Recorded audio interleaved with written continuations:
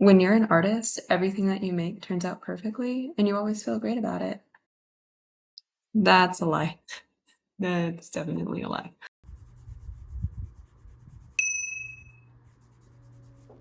I'm sure I didn't fool you in my really facetious tone of voice, but explain to me why I was buying into that lie about perfectionism for the last week and a half. Somehow I got it in my head that everything that I make needs to be spot on, which isn't true. There's a literal graveyard of canvases and pieces of wadded up drawing paper in my closet. I need to get in there and clean that.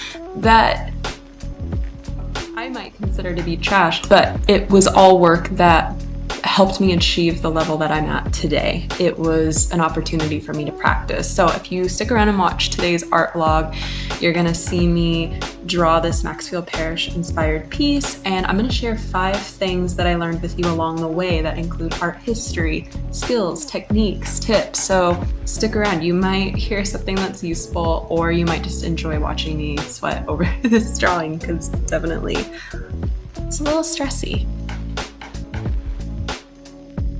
Let's just migrate over here and take a seat, and let's get started.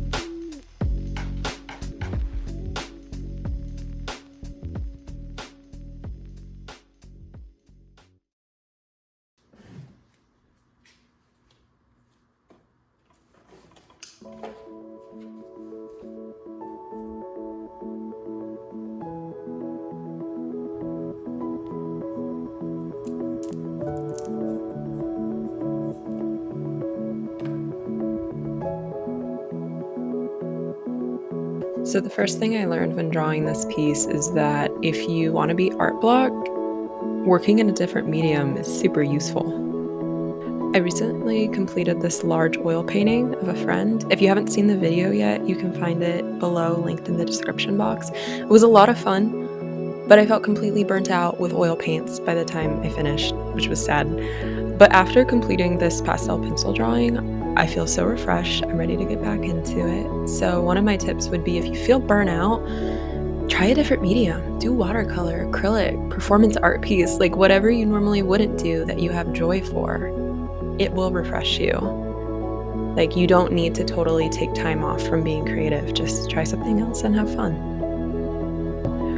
Encouraging you to work across different mediums brings me to my second point, which is that if you do so, it will make you a better artist. I used to just work with pastel pencils, so I was drawing a lot, and the drawing abilities have transferred to oil painting and just made the painting process immensely easier.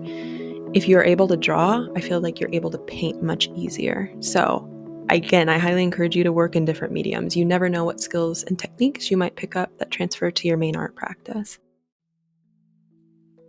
If you want an example of a famous artist who worked in different mediums and who was skilled in different art forms, you could check out Maxfield Parrish.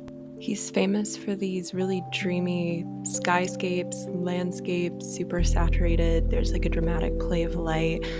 Parrish would create these wooden models of mills, and then he would use rocks to create these mini little mountains in his studio, and he was good with photography, so he would take pictures and then he would use those pictures to project them onto his canvas, because this was back in the early days, so he had to build a projector, but he was good at all these different things, so he could create these beautiful landscapes to use as reference photos.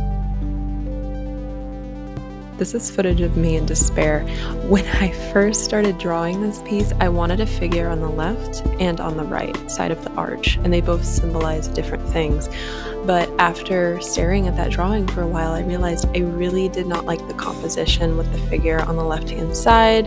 It was stiff, it was awkward, and I realized I could convey what I needed to emotionally with just one figure on the right-hand side. So I had to get rid of it, and I really hate fixing mistakes sometimes, and I delayed on this drawing for 10 days just to fix it in like 2 minutes probably. Which leads me to my fourth point, which is that you should always face your mistakes as soon as possible, because the longer you delay, the easier it is to say, I'll fix it tomorrow. Tomorrow becomes next week, becomes next month, becomes 5 years. That's a worst case scenario, but it really can get you out of the swing of things, out of the flow. You'll lose that discipline. So it's better to just fix it as soon as possible. I used to be really into creative writing, and one of the tips writers will give you is that when you're done writing for the day, you should leave off during an exciting part, because the idea is that psychologically, your brain should want to go back to that because it's desirable, because it's cool, it's enticing, it's fun. So you can apply a similar logic to painting. Like if you leave a destruction site behind you full of mistakes and you're like, oh God, I'll fix it later, your brain doesn't really want to go back to that. And I can't blame it, honestly. It's not fun. So again, if you can fix the mistakes in the moment, you know what to do it. If you're not sure, definitely take time to consider it. Don't just throw things at it and try to fix it randomly, because that's going to make it worse. But if you know what you need to do it, please. Like, you will be happy to come back to, if not a clean slate, at least you're in a good position at that point.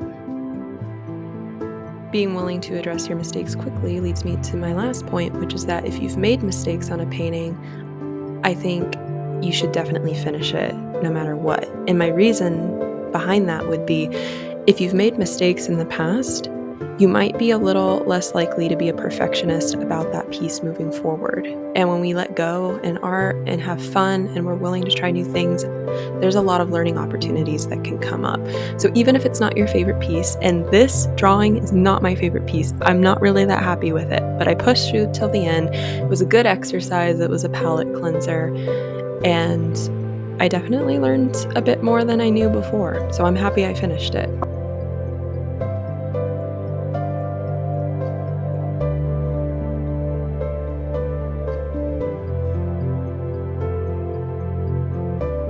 So this is the final piece. Thank you for watching.